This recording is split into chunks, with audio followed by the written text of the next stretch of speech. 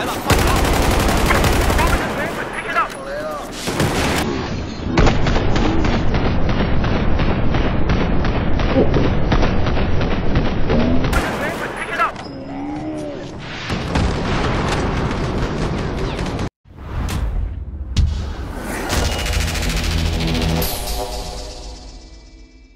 Hey guys, Shomi here again, and today I'm bringing you gameplay of the brand new Squad Obliteration game mode.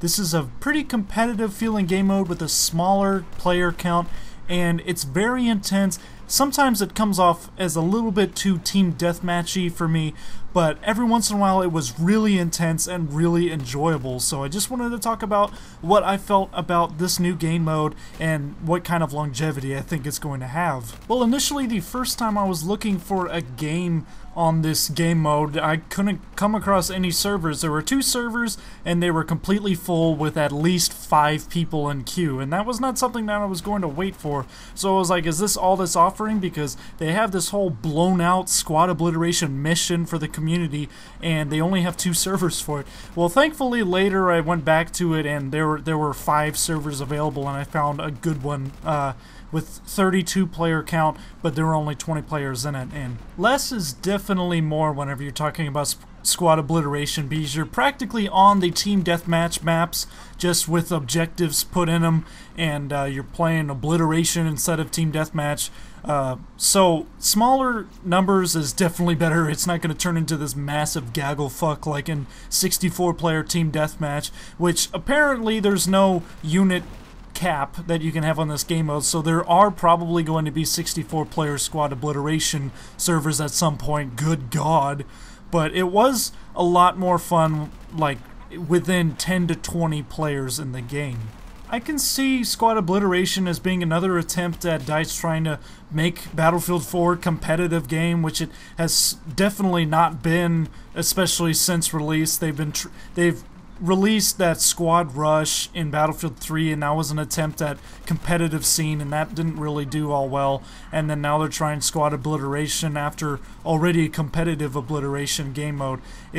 They're trying really hard to make this a competitive game. It just might not be there, but now that they're actually holding ESL competitions, that might actually revitalize the community a bit in the competitive scene for Battlefield 4, because it's definitely been missing in the US at least. And I can see Squad Obliteration being a good competitive mode.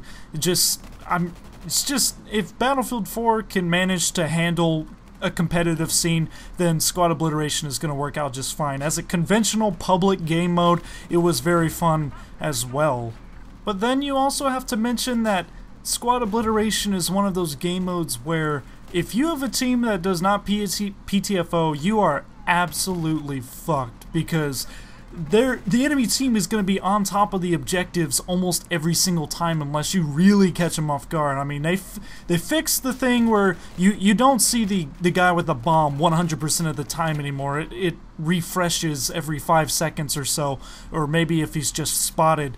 And at points in the second game on Parasol Storm, I really thought that we were absolutely screwed. They had us pushed back all the way to our own objectives, and they were setting the bombs all the time. They already got one right off the bat at the beginning of the game, so I thought we were absolutely done. My team didn't seem like it was of the right quality to be able to push them back, or maybe flank around the side and get back to where their objectives are. But yeah, there's no going gung-ho on this game mode. If you go out by yourself, unless the enemy team is 100% distracted somewhere else on the map, or else unless you're like a complete god with whatever gun you're using, you're gonna get destroyed, they're gonna get the bomb back and push back to probably one of your own objectives. It's just a really team-oriented game mode, and it's really gonna help if you have friends that you're playing with that you can communicate with, because playing with just randoms, there were a lot of really low level guys in this game for some reason,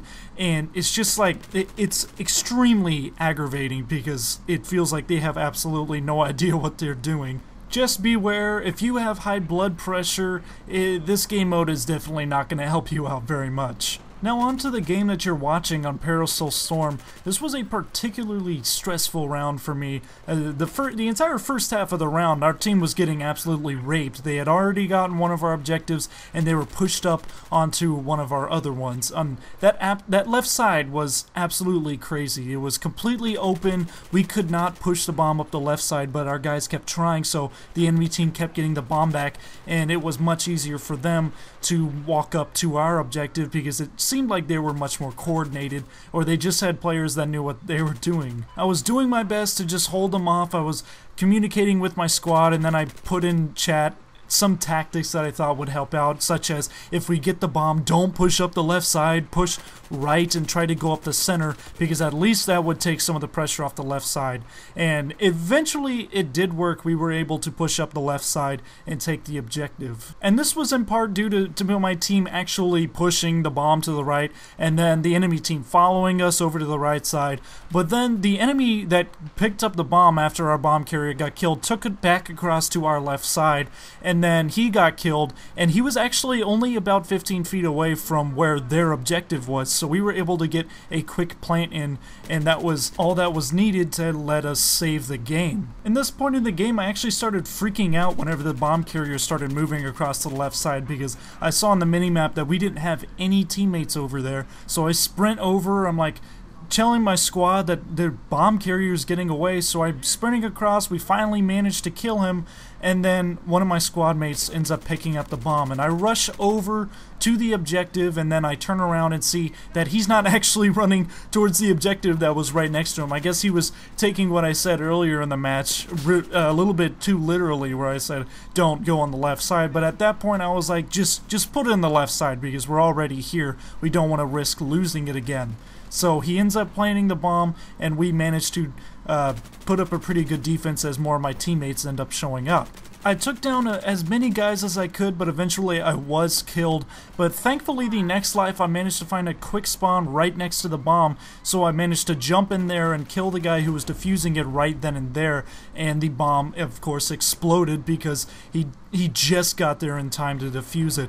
And since this is just like the MCOMs in Rush, if you're defusing the bomb, it doesn't go off. That was a good save on my part, and then the next life I end up getting the bomb and running to their second objective and planting it, but unfortunately my team was unable to defend it. They did a very good job, the guys shooting through the windows on my team, but unfortunately there were just too many bad guys that got overrun, and the enemy ended up managing to defuse the bomb. That was a very good game, and the squad obliteration is just absolutely crazy, but I think I'm actually tending to enjoy it. It might be my second favorite game mode underneath Conquest Large, so I might be playing it a lot more often since I've kind of discovered it.